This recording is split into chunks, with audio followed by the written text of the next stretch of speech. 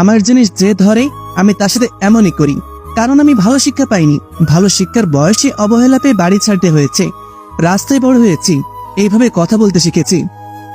আমি আবার বলে দিচ্ছি, আর কেউ যদি আমার জিনিসে হাত দেয় তাহলে পরের বার খুব খারাপ হবে। এই বলে ফাইলটা নিয়ে চলে আসতে লাগলাম। বাবা, কোথায় যাওয়ার আগে খেয়ে তো যা। আমি বলেছি না আমি এই বাড়িতে খাবো না। ছোটকালে যখন তোমাদের পিছে পিছে ঘুরতাম খাতে খাওয়ার জন্য, তখন তোমাদের সময় হয়নি আমাকে খাওয়ানোর। নিজের খাবার নিজেই খেতে হয়েছে।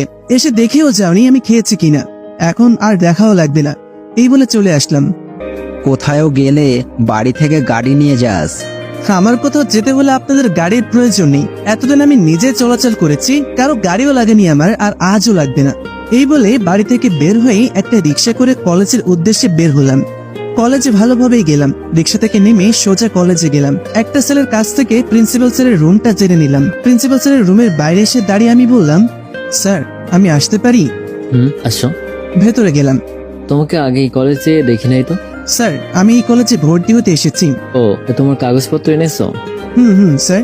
তারপর স্যারের হাতে কাগজপত্রগুলো দিলাম। স্যার কাগজপত্রগুলো দেখতে লাগলেন। তুমি নাম করা বিজনেসম্যান রুহুল আমিনের ছেলে?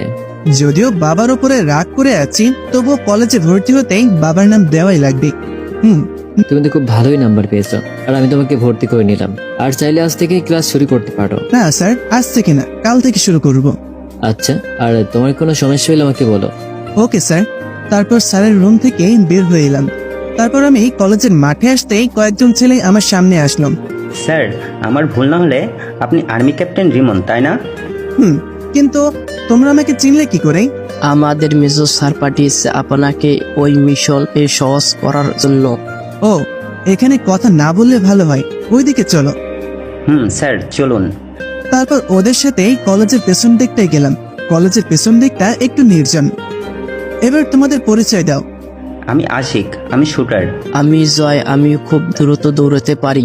আমি মাহিয়ান, আমিও একজন শুটার। আমি জাবির, আমি শুটার আর আমি দৌড়াতে খুব ভালো পারি। আমি সাব্বির, আমি এই এলাকার লোক। এখানে অবৈধ কাজ আর নেশাগ্রস্ত সব আস্তানা আমি চিনি। গুড। তা তোমরা কলেজে ভর্তি হয়েছো? না স্যার, এখনো ভর্তি হয়নি। আমাকে স্যার বলবে না, আমি তোমাদের সমবয়সী, তাই আমার নাম ধরে বলবে। আর স্যার ডাকলে কেউ শুনে ফেললে মিশনের ক্ষতি হতে পারে। ওকে, তাহলে রিমন বলেই ডাকবো। আমরা বন্ধু, তাই আমাদের সাথে বন্ধুত্বপূর্ণ আচরণ করবে। ওকে। এখানে কোথায় উঠেছো তোমরা? একটা ফ্ল্যাট কিনে নিয়েছি, আমরা সবাই ওখানে থাকবো। ও ভালো। আর সাবধানে থেকো, কেউ যেন তোমাদের আসল পরিচয় জানতে না পারে। ওকে, তোকে এই নিয়ে চিন্তা করতে হবে না। আচ্ছা, তাহলে এখন ভর্তি হয়ে নাও, কাল থেকে আমাদের মিশন শুরু। ওকে। Okay bye. তারপর ওদের কাছ থেকে আমি বিদায় নিয়ে চলে আসলাম। তারপর রিক্সা করে বাড়ি আসতেছি। বাড়ির খাবার যেহেতু আমি খাই না, তাই একটা হোটেলের সামনে নামলাম। হোটেলের সামনে নামতেই আমার ফোনটা বেজে উঠলো। আমি ফোন বের করে দেখি স্যার ফোন দিয়েছে। Hello sir. রিমন, তোমাকে গুরুত্বপূর্ণ কথা বলার জন্য ফোন দিয়েছি। কি কথা স্যার? এখানে অনেক বছর ধরে যেহেতু অবৈধ কাজ চলছে, তাই এই কেসটা সমাপ্ত করার জন্য পুলিশের উপরও দায়িত্ব পড়েছে। তাই তোমাদের ওই কলেজের ছদ্মবেশে পুলিশও থাকবে, তাই একটু ভালোভাবে থাকো। এটা নিয়ে আপনাকে চিন্তা করতে হবে না স্যার, আমরাই এই কেসটা সমাপ্ত করতে পারবো। Best of luck. ধন্যবাদ। ওয়েলকাম আর বাই। Okay bye. তারপর হোটেল থেকে খাবার খেয়ে বাড়ি চলে আসলাম। বাড়ি এসেই আমি আমার রুমে গেলাম, কিন্তু রুমে গিয়ে দেখলাম আমার ব্যাগের জামা কাপড় সব গোছানো, আমার বিছানায় সবকিছুই গোছানো। সকালে তো এইরকম গোছানো ছিল না আমার রুম। তার মানে আমার রুমে কি কেউ এসেছিল? আমার মাথা আবার গরম হয়ে গেল। আমার রুমে কে এসেছিল এই বলে জোরে জোরে ডাক দিতে লাগলাম। তিশা নামের মেয়েটা আমার রুমে এলো আর বলল, আমি গুছিয়েছি আপনার রুম। আমার খুব রাগ হলো। আমি গিয়ে তিশাকে দরজার সাথে চেপে ধরলাম। সকালের ঘটনার পরও কোন সাহসে তুমি আমার রুমে এলে? দরজার সাথে চেপে ধরেই বললাম, এখান দিয়ে যাওয়ার সময় দেখলাম আপনার রুম খুব অগোছালো, তাই ভাবলাম গুছিয়ে দিই। আমি আগেই বলেছিলাম, তারপরও কেন আসলে? তিশা মাথা নিচু করে আছে। বাড়ির সবাই আমার রুমে চলে এসেছে। জোরে জোরে কথা বলার শব্দ শুনে সবাই এসে দেখে আমি তিশাকে দরজার সাথে চেপে ধরে আছি। বাবা, ওকে এমন করে ধরে রেখেছিস কেন? আমি সকালে ওনাকে মানা করার পর কোন সাহসে আমার রুমে এসে আমার রুম গোছালো? ইশামা আবার ওর রুমে কেন এসেছিলে? শুধু প্রমাণ পাওয়ার জন্য? আমি শিওরও কোনো না কোনো কাজ জড়িত আছে, না হলে ওনার কাছে পিস্তল থাকার কথা না। তাই তো আমি ওনার রুমে এসেছিলাম, দেখতে কোনো প্রমাণ পাই কিনা, উনি কি কাজে জড়িত এটা জানতে, কিন্তু কোনো প্রমাণই পেলাম না। এই কথাগুলো মনে মনে বললো। আসলে এখান দিয়ে যাওয়ার সময় দেখলাম ওনার রুমটা অগোছালো, তাই ভাবলাম রুমটা ঠিক করে দিই, সেই ভেবে রুমটা গুছিয়ে দিলাম। আমি তোমাকে রুম গোছাতে বলেছিলাম। ও তোর রুমটাই তো গুছাইছে, এতে রাগান্বিত হওয়ার কি আছে? আগেই বলেছিলাম যে আমার রুমে কেউ আসবে না, তারপরও ও কেন এসেছিল আমার রুমে রুম গোছাতে? এটা নিয়ে আর কোনো ঝগড়া হোক সেটা চাই না আমি। তিশা, মা তুমি রুমে চলে যাও, আর রিমন তুমি শান্ত হও। সবাই চলে যান এখান থেকে, আর ভবিষ্যতে আবার আমার রুমে কেউ আসলে তার ফল ভালো হবে না, এই বলে আমি দরজা আটকে দিলাম। শুধু তোমার বিষয়ে কোনো একটা প্রমাণ পাই, আমাকে এতবার অপমান করার শোধ আমি নিব। এই বাড়ি থেকে টানতে টানতে জেলে নিয়ে যাব, আর আমাকে ওপর মহল থেকে যে দায়িত্ব দিয়েছে সেটাও আমি পালন করব। এই দায়িত্ব পালন করার জন্যই আমি এই বাড়িতে এসেছি। মনে মনে বলল তিশা।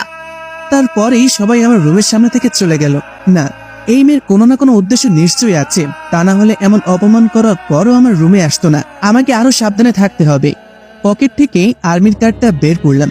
ভাগ্যিস এই কার্ডটা পকেটের সঙ্গে করে নিয়ে গিয়েছিলাম, না হলে এই মেয়ে আমার কার্ডটা দেখে ফেলতো আর আমার মিশনটা শেষ হয়ে যেত। বাইরে থেকে খেয়ে এসেছিলাম, তাই শুয়ে পড়লাম। বিকেলে ফোনের রিংয়ে ঘুম ভাঙলো। একটা অচেনা নাম্বার দিয়ে ফোন এসেছে। আমি ফোনটা ধরলাম। Hello sir. কে আপনি? স্যার আমি আশিক, আর আমরা ভেবেছিলাম বিকালে একটু এলাকার চারপাশটাই একটু ঘোরাঘুরি করব। ও, তোমরা রেডি হও, আমি আসছি। ওকে। তারপর আমি ফোনটা কেটে দিয়ে ওয়াশরুম থেকে ফ্রেশ হয়ে রেডি হয়ে পড়লাম। পিস্তলটা কোমরে গুজে রুম থেকে বের হয়ে গেলাম। আসার সময় ওই মেয়ে তিশাকে কোথাও দেখতে পেলাম না। কোথায় যাচ্ছিস? কাজ আছে, এই বলেই বাড়ি থেকে বের হয়ে আসলাম। আমি আশিককে ফোন দিলাম। স্যার বলুন। কোথায় তোমরা? এক স্কুলের রাস্তার সামনে আছি স্যার। ওকে, আসতেছে আমি ওইখানে। আমি ওদের কাছে গেলাম। আমরা কোথায় যাব এখন? খেপুপাড়া যাব স্যার, ওখানে এই মেয়ে পাচার কাজগুলা বেশি হয়, এলাকাটা নির্জন একটু তাই। আচ্ছা চলো। তারপর ওদের সাথে খেপুপাড়া গেলাম। যেহেতু সাব্বির স্থানীয়, তাই ও সব জায়গা চেনে এখানকার। আমরা এখানে এসেছি, এখান থেকে মেয়ে পাচার হয়, আর সব নেশাগ্রস্ত জিনিস এখানে আগে থেকেই আসে। আর অনেকদিন যাবৎ এই কাজ এখানে চলে আসতেছে। কেউই এই কেসের সমাধান করতে পারেনি, তাই এখানে আমাদেরকে পাঠানো হয়েছে, আর একদল পুলিশকেও পাঠানো হয়েছে। আমরা খেপুপাড়া অনেক ঘুরলাম, চারদিকে অনেকেই নেশা করতে দেখলাম। এদেরকে ধরে কোনো কাজ হবে না, ওরাই নেশাজাতীয় জিনিস কোথা থেকে আসে কিছুই জানে না, তাই ওদের ধরে লাভ নেই। স্যার তো ভালো মতোই দেখলাম, কিন্তু কোথাও তো পেলাম না। চলো আর একটু সামনে যাই। চলুন স্যার। কিছু দূরে যেতেই একটা মেয়ে চিৎকারের শব্দ আমার কানে আসলো। আমাকে বাঁচাও, কেউ আমাকে বাঁচাও। তোমরা কিছু শুনলেই? স্যার, ওই দিক থেকে একটা মেয়ের চিৎকার করা শব্দ শুনলাম। চলো। তারপর সেই শব্দ অনুসরণ করে আমরা গিয়ে দেখি 7টা ছেলে একটা মেয়েকে কোথাও যেন ধরে নিয়ে যাচ্ছে জোর করে। আমরা কোনো কথা না বলে গিয়ে ছেলেগুলোকে মারতে লাগলাম। ওদেরকে মেরে শুয়ে দিয়েছি। ওদের লিডার পালানোর চেষ্টা করলো, দৌড়ে পালাচ্ছে ওদের লিডার। তোমরা এদের দেখো, আমি ওকে দেখছি। Okay sir. তারপর আমি ওদের লিডারের পেছন পেছন দৌড়াতে লাগলাম। রাস্তায় গাড়ি করে যাচ্ছিল তিশা। আমাকে একটা লোকের পেছনে দৌড়াতে দেখে তিশা গাড়ি থেকে নেমে আমার পেছনে দৌড়াতে লাগলো। আজ তোমাকে ধরবই। খুব জোরে দৌড়াচ্ছি, যে করেই হোক ওকে ধরতেই হবে। ওকে ধরলেই আমি এই কেসটা সমাধান করার জন্য কোনো ক্লু পেতে পারি। তোমাকে আজ ধরবই। আমি প্রায় লোকটাকে ধরেই ফেলবো, তখনই তিশা পেছন থেকে এসে আমাকে ধরে, আর আমি তিশাকে নিয়ে নিচে পড়ে যাই। অনেক ছোট চেষ্টা করলাম, কিন্তু তিশা আমাকে আরো জোরে ধরে ফেললো। যখন তিশার কাছ থেকে ছুটি, লোকটা অনেকটা দূরে পালিয়ে যায়। এবার আর আমার রাগ কমলো না। তিশাকেই থাপ্পড় দিতে যাবো, তখনই দেখি সাব্বির আমার দিকে আসতেছে। সাব্বির, এখানে এসে আমাকে স্যার বললে এই মেয়ে কিছু বুঝে দিতে পারে, তাই আমি হাত দিয়ে ওকে দৌড়ানো থামাতে বললাম, যে সাব্বির আমার সাথে কোনো কথা না বলতে পারে। আমি তখন তিশাকে মারতে হাত উঠিয়েছিলাম, তখনই তিশার চোখ বুঝে ফেলে। আর যখন তিশা চোখ খোলে, তখন ওর সামনে কেউই নেই। তিশার চারপাশে তাকিয়ে কাউকে দেখতে পেল না। এই আবার কই গেল? আমাকে থাপ্পড় না মেরেই দৌড় গেল। আমাকে থাপ্পড় না মেরেই দৌড়। এই বলেই তিশা চলে গেল। আমি ওদের কাছে গেলাম। তুমি আমার পেছনে গিয়েছিলে কেন? সাব্বিরকে বললাম। আসলে স্যার, ওদের রাস্তা না ওদিকে, আপনার একার কোনো ক্ষতি করে দিতে পারতো, এই ভেবে আমি গিয়েছিলাম। কিন্তু আপনার কাছ থেকে ওদের লিডার পালালো কেমনে? একটা স্টুপিড মেয়ের জন্য পালাতে পেরেছে। ও আচ্ছা, তোমরা যাদের ধরেছো ওরা কোথায়? এই রুমে স্যার। ওকে, চলো। তারপর ওদের সাথে ওই লোকগুলোদের যেখানে বেঁধে রেখেছিল সেখানে গেলাম। বল, তোরা কার কথায় এই মেয়েদের পাচার করিস? বিশ্বাস করুন, আমরা এই বিষয়ে কিছু জানি না। সত্যি কথা বল, তা না হলে তোদের কি অবস্থা করব ভাবতেও পারবি না। বিশ্বাস করুন, আমরা কিছুই জানি না। যে পালিয়ে গেছে সে জানে সব। আর ওই মেয়েগুলোকে এনে আমি তার কাছে দিতাম, আর সে আমাদের টাকা দিত। এর বেশি কিছুই জানি না আমরা। সত্যি কথা বলছি। আমরা সত্যি বলছি। আমারও তাই মনে হচ্ছে, ওরা কিছুই জানে না। কিন্তু ওরা মেয়ে তুলে এনে এদের কাছে দিত, তাই এরাও খুব বড় অপরাধ করেছে। মেজর স্যারের কাছে এদের পাঠিয়ে দাও। ওকে। আচ্ছা, তোমরা ওদের পাঠিয়ে দিয়ে তোমাদের ফ্ল্যাটে চলে যেও, আমিও যাই। আর কাল কলেজে দেখা হবে। আর কলেজে তোমরা একসাথে থাকবে না, আলাদা আলাদা থাকবে, যাতে কেউ তোমাদের সন্দেহ না করে। Okay sir. বাই। তারপর ওদের কাছ থেকে আমি চলে এলাম। অন্যদিকে আমার কাছ থেকে যে পালিয়ে গিয়েছিল সে ছিল ওই লোকগুলোর লিডার। ওদের লিডারের নাম ইমরান। বস বস, আমাদের কিছু লোক ধরা পড়েছে। কি? এত বছর ধরে এই ব্যবসা করে আসছি, কিন্তু কেউ ধরা খেলো না, আজ কি করে ধরা খেলো? আমরা একটা মেয়েকে ধরে আনছিলাম, তখন কোথা থেকে জানি 6 জনের মতো লোক এসে আমাদের লোকদের মারতে থাকে। আমি কোনো রকম ওখান থেকে পালিয়ে আসি। যারা যারা ধরা পড়েছে তারা কি আমাকে চিনতো? না বস, ওরা শুধু আমাকেই চিনতো।